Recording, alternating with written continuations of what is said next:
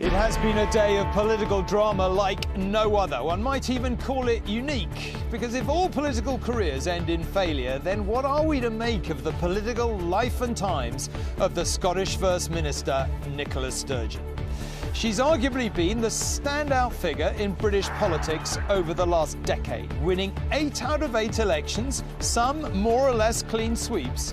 And today she took us all by surprise by walking off the stage when we least expected it. 2 questions. Is carrying on right for me? And more importantly, is me carrying on right for the country, for my party, and for the independence cause? It was a startling speech, displaying a degree of self-knowledge, even of doubt, that few politicians ever exhibit in public. It was human too. Dare one say it, even with a hint of vulnerability. I'm not expecting violins here, but I am a human being as well as a politician. It leaves so many questions tonight. Why has she gone now? Is it right that she was more of a hindrance than a help to the cause of Scottish independence? Our UK editor Paul talks to those still trying to win another referendum, and Robert and our political analyst Jane Green will help us track the broader politics. Also on News at 10 tonight. Almost 3 weeks since her disappearance, police only now disclose that Nicola Bulley is considered a high-risk missing person because of her issues with alcohol.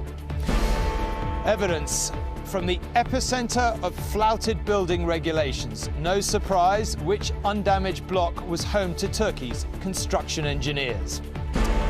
And Hollywood legend Raquel Welch dies at the age of 82.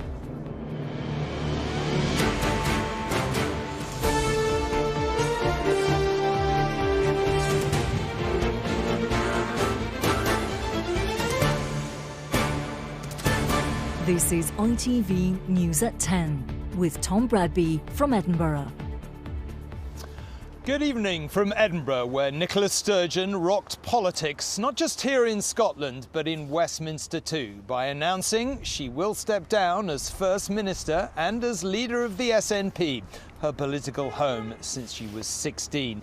Was it a surprise? Just a bit. After all, how often do we see political leaders walk away from high office at a time and a manner of their own choosing? Ms Sturgeon said it had been a privilege beyond measure to hold the office of First Minister, but she knew in her head and in her heart that the time had come to make way for someone else. After 8 years on what she called the top rung of government, she said she wanted a different way of living, away from the intensity and even brutality, as she put it, of the life of a modern politician. So, the political landscape here is changing. It may indeed be that brutality has played a part, but it may also be, as her critics claim, that her canny political instincts have failed her over gender identity reforms and her plan to make the next UK general election, in effect, a referendum on Scottish independence. The First Minister of Scotland coming down to her own front room in Bute House to tell the world it's time to move out. Good morning. Today I am announcing my intention to step down as First Minister and leader of my party. 8 years in the job, she's been dominant in Scottish politics and big in the whole UK, till she hit squalls recently over transgender recognition and referendum tactics. So if this was just a question of my ability or my resilience to get through the latest period of pressure, I wouldn't be standing here today. But it's not. This decision comes from a deeper and longer term assessment. I know it might seem sudden, but I have been wrestling with it, albeit with oscillating levels of intensity for some weeks. So what were the crucial questions? Is carrying on right for me? And more importantly, is me carrying on right for the country, for my party, and for the independence cause I have devoted my life to? So here's the nutshell. If the only question was, can I battle on for another few months, then the answer is yes, of course I can. But if the question is, can I give this job everything it demands and deserves for another year, let alone for the remainder of this parliamentary term, the answer honestly is different. And it was at a funeral yesterday of an SNP activist, Alan Angus, that she made the momentous decision. It was actually during that funeral service that I went from being 99% certain about this decision to 100% certain. One more thing, the way that she divides opinion has also become a negative. More and more each day now, that the fixed opinions people increasingly have about me, as I say, some fair, others little more than caricature, are being used as barriers to reasoned debate in our country. Her going leaves huge uncertainties. There's no obvious candidate to replace her, and her big ambition to turn the next election into a virtual independence referendum may be thwarted. What's the verdict of her opponents?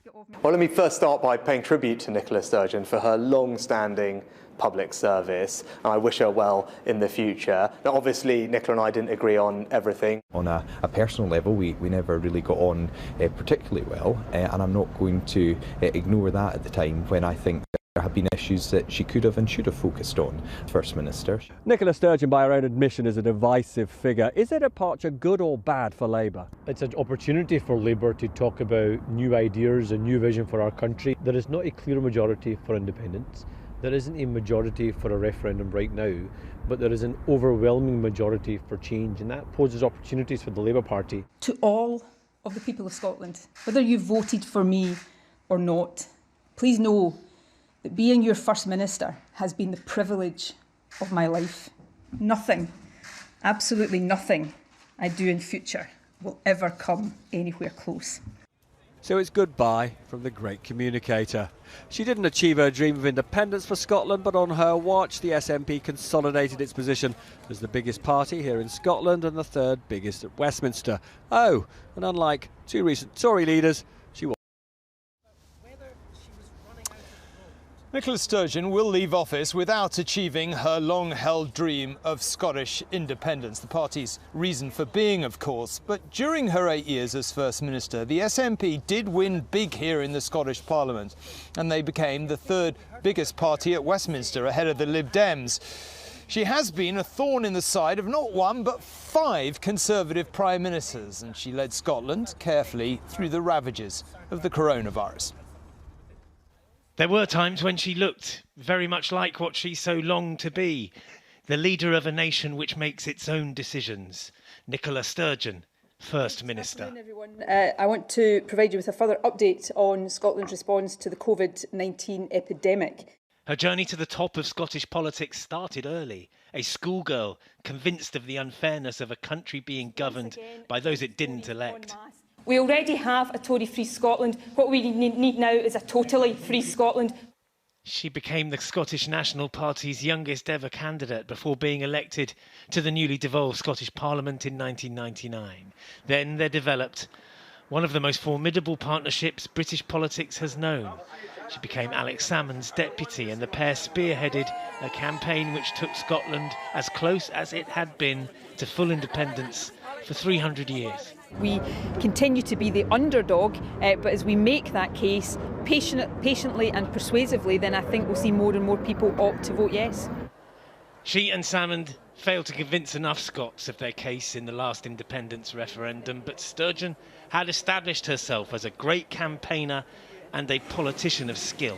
To become the leader of the party that I joined as a teenager is the biggest privilege of my life. As SNP leader, she delivered election win after win. And she clearly relished every victory as her party became the dominant force in Scotland. And yet her time in office has been marked by a failure to tackle an urgent public health problem. The number of drug deaths in Scotland still dwarfs that of any other European country.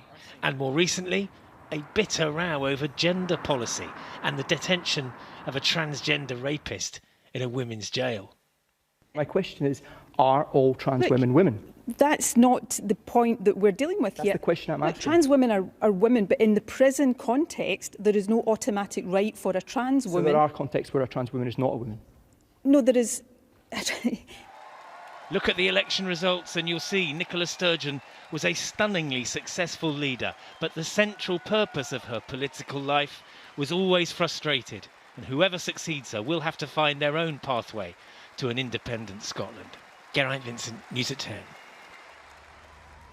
Well, our Scotland reporter Louise Scott is in Glasgow tonight. Louise, I was thinking today how often we've seen British Prime Ministers hustled off the stage. Thatcher, Major, Blair, Brown, too many Conservative Prime Ministers recently to even run through them. And yet here today was a First Minister totally taking us all by surprise, leaving at the time of her own choosing. What was the atmosphere in the room? You were there, and why now in the end, do you think?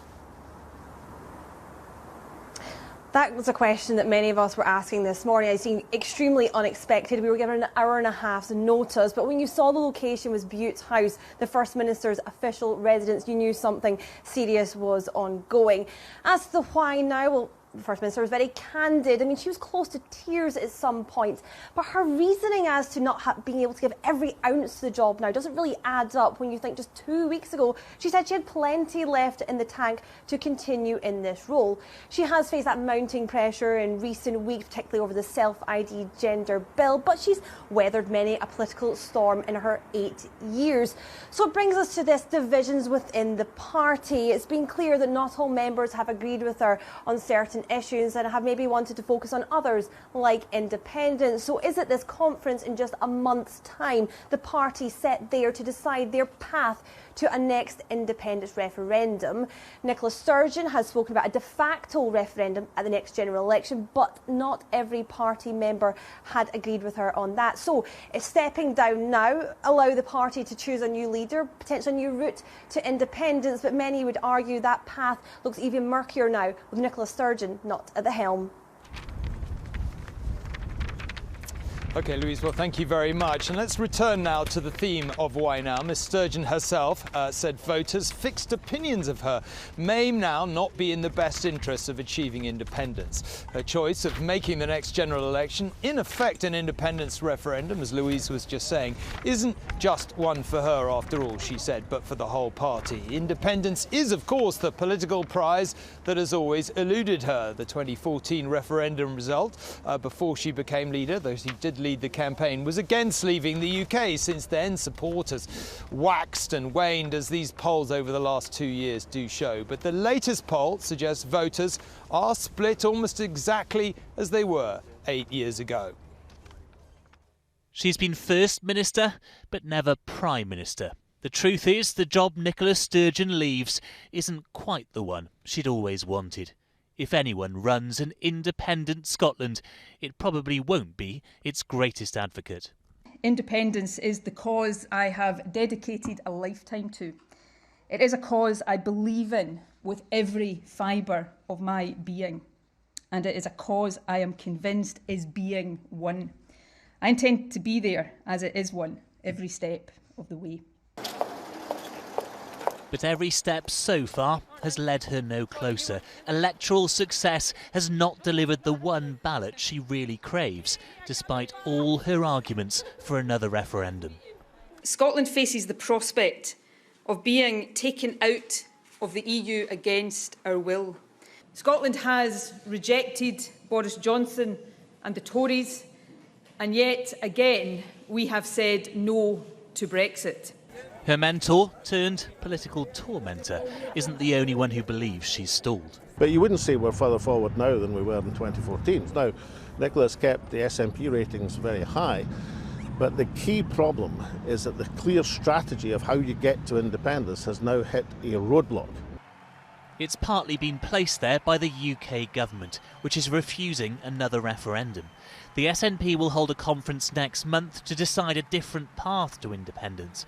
And not everyone has patience for Sturgeon's plan to use a general election to indicate support.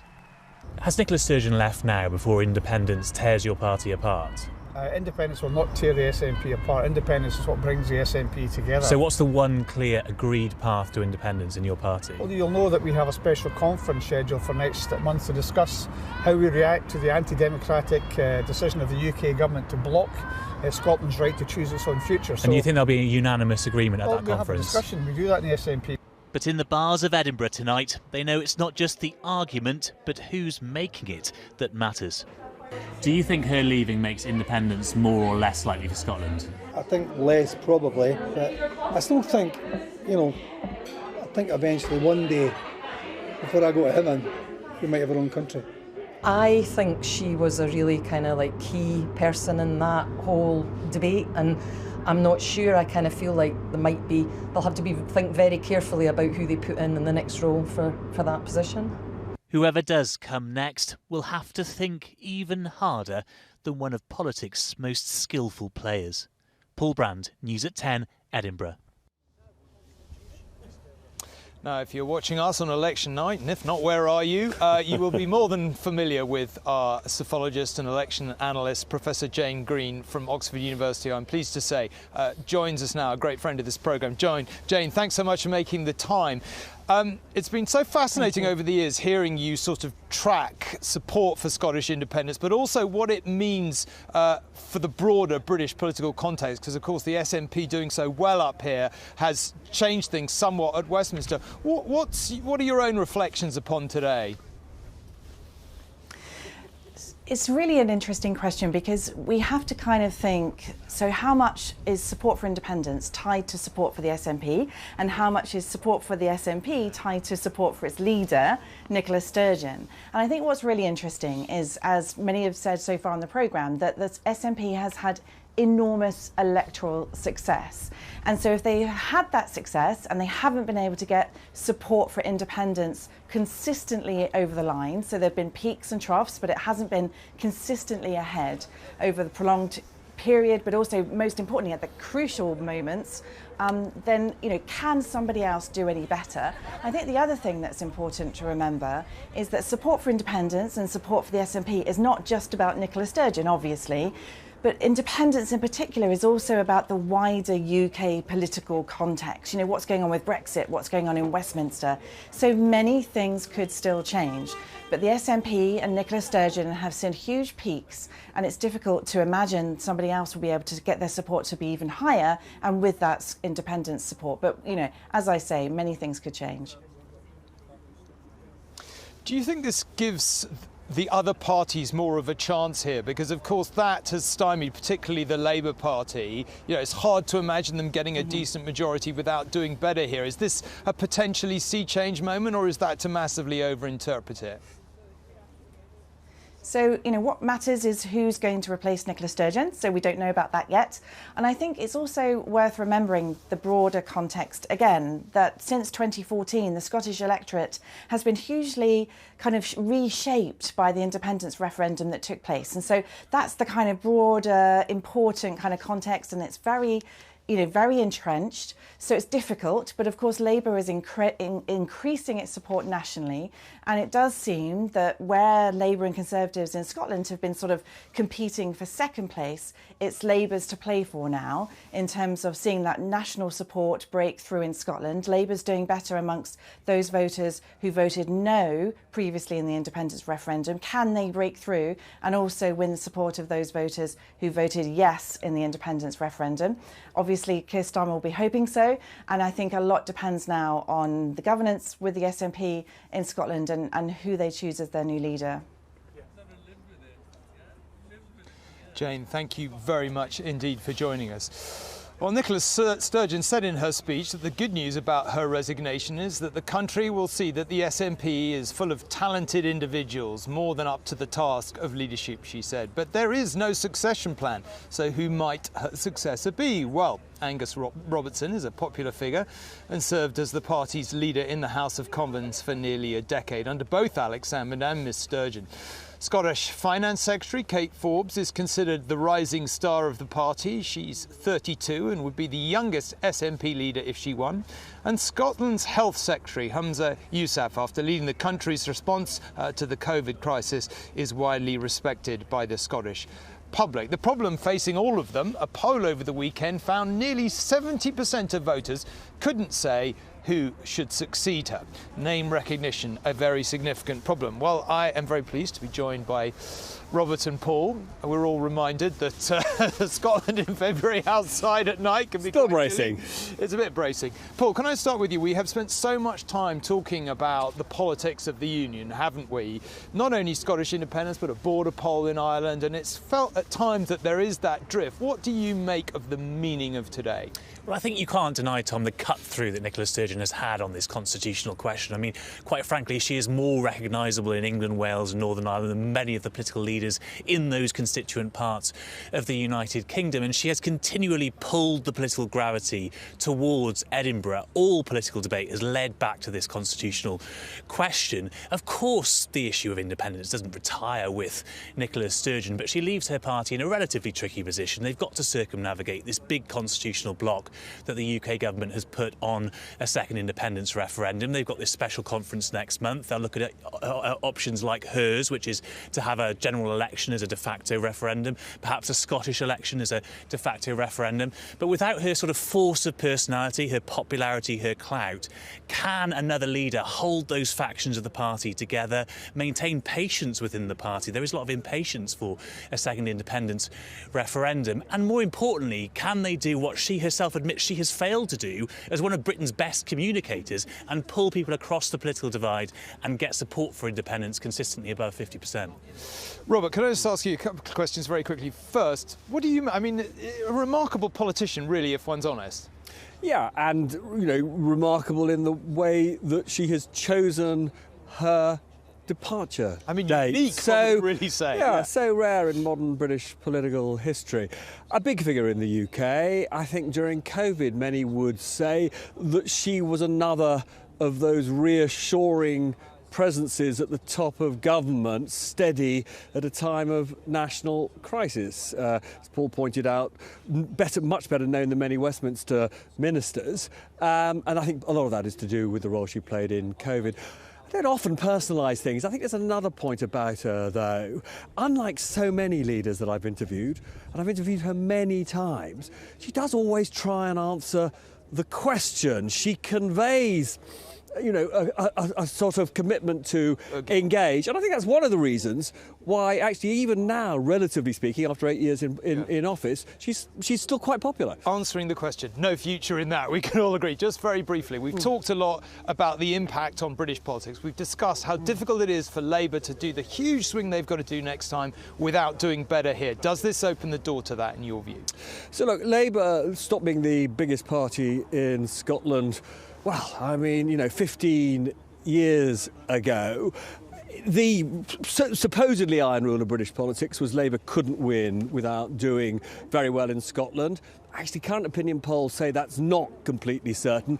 But talking tonight to Sarwar, the leader of the Labour Party in Scotland, I think they are confident that this is their moment. OK, thank you both very much indeed. And let's move on to other news and let us focus on the aftermath of the earthquakes in Turkey and Syria. The scenes of unimaginable sadness are now being treated as scenes of crime by lawyers investigating whether building regulations were flouted by construction companies. It is only when the dust has finally settled, as in cities like Kahramanmaraş, at the epicentre of the earthquake, that the reasons for so many building collapses will become clear. To be rescued after 10 days under the rubble is to defy all the odds. 42-year-old Malika Imamoglu was pulled to safety today by search teams who refused to give up. But rescues are rare. The focus is now on body recovery for funerals. We saw 3 found under here today. The air is thick with hazardous dust and the smell of smoke, but families still sit in the cold waiting for news. I have 6 family members still in there, this man tells me. How could so many buildings just fall? We want to know if the construction companies broke any rules. They need to be arrested. We need justice. The search for the missing is ongoing, but a search for answers here has just begun. 14 arrests have been made and more than 100 warrants are out for builders suspected of cutting corners. Lawyers are here gathering evidence for Turkey's prosecutors. At the same time, there are crime scenes, so we help our prosecutors. You regard these as crime scenes? Yeah, crime scenes. potential criminality Yeah, from builders? of course. There are lots of people died here. After Turkey's 1999 earthquake, ITV News teams uncovered evidence of shoddy building practices. Public outcry was so severe, it became a major issue in elections 3 years later. President Erdogan came into power promising to make buildings safer. Strict building codes were introduced. But then, 5 years ago, in response to a flagging economy, the Turkish government introduced an amnesty on these rules. New developments no longer had to adhere to these strict codes, even in known earthquake zones. The difference made by quality construction could hardly be better illustrated than this. Amid the wreckage, one building has barely a crack on the walls. It is Turkey's Union of Engineers. They tell me they've been warning for years against dangerous buildings. This is a man-made disaster, and local authorities, central authorities, ministries, the decision-making authorities, if they have taken a role in the wrong techniques, engineers, architects, we are all responsible. A natural disaster, an act of God, made so much worse by mistakes of man. Peter Smith, News at 10, Kahramanmaraş. In the tone of the news conference about the disappearance of Nicola Bulley, it was clear the police wanted to clear up some of what the officer leading the hunt called false information, accusations and rumours. But Detective Superintendent Rebecca Smith raised yet more issues. She talked about Miss Bulley as a high-risk missing person with specific vulnerabilities. Later, Lancashire police had to explain Miss Bulley had suffered serious alcohol problems in the past, which had returned recently with the menopause. Nicola Bulley has been missing now for almost 3 weeks. Police have looked at 1,500 pieces of information and spoken to almost 300 people, but there is still no sign. Defending their investigation into her disappearance today, officers took the unusual step of telling us Nicola had been having significant issues with alcohol, brought on by struggles with the menopause. They said police and health workers were at her home on the 10th of January, just a few weeks before she disappeared. As soon as she was reported missing, following the information that was provided to the police by her partner Paul, and based on a number of specific vulnerabilities that we were made aware of, Nicola was graded as high risk. Nicola was last seen in Fields walking her dog on the morning of Friday the 27th of January after dropping her children off at school.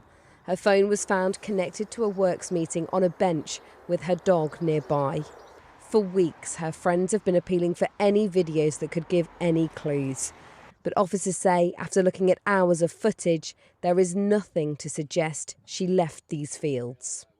Police say it is still their main working hypothesis that Nicola somehow made her way into the river. They can't be 100% sure, but after 20 days, they say there's not a single piece of evidence that suggests anybody else is involved. The investigation has attracted much attention, and officers say their efforts to find Nicola have been hampered by social media theories and misinformation. In 29 years police service, I've never seen anything like it. Some of it's been quite shocking and really hurtful to the family. Obviously, we can't disregard anything, and we've reviewed everything that's come in, but of course it has distracted us significantly. Despite all those distractions, the police say their focus is still on finding out exactly what happened to Nicola. Stacey Foster, News at 10, Lancashire. Finally, the phrase Hollywood glamour could almost have been invented for Raquel Welch. Now the celebrated film star has sadly died at the age of 82. She came to fame with 2 blockbuster films in 1966, first Fantastic Voyage and then 1 Million Years BC, in which she only actually had 3 lines. Immortalised in her role in 1 Million Years BC, Raquel Welch will always be associated with the fur bikini, which instantly turned her into a pin-up girl around the world.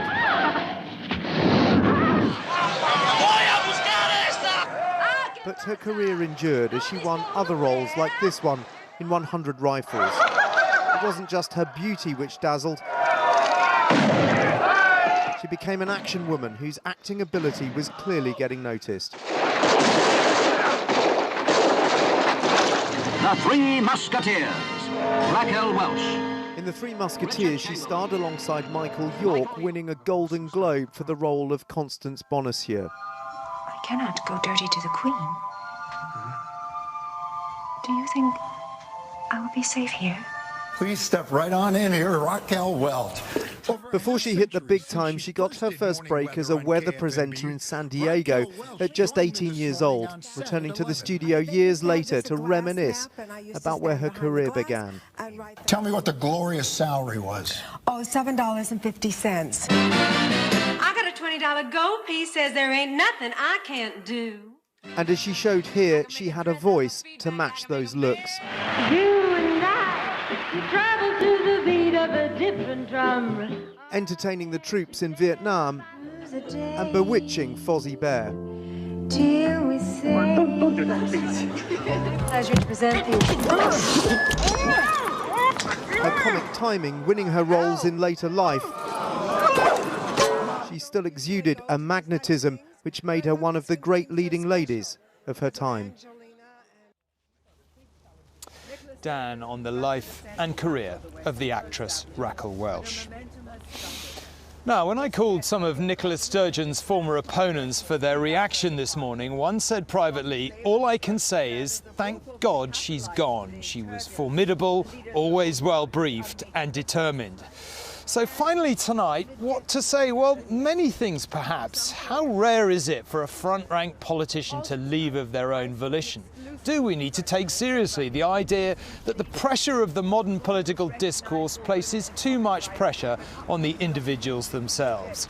Certainly Nicola Sturgeon leaves more questions than answers. Above all, of the dream she did not realise of independence for her beloved Scotland, a country she called beautiful, talented, diverse, at times disputatious, but always wonderful. It's too early to say what the judgment of history will be. Did she give Scotland the confidence to break free, or did she let it slip through her fingers? Good night. Thanks for watching.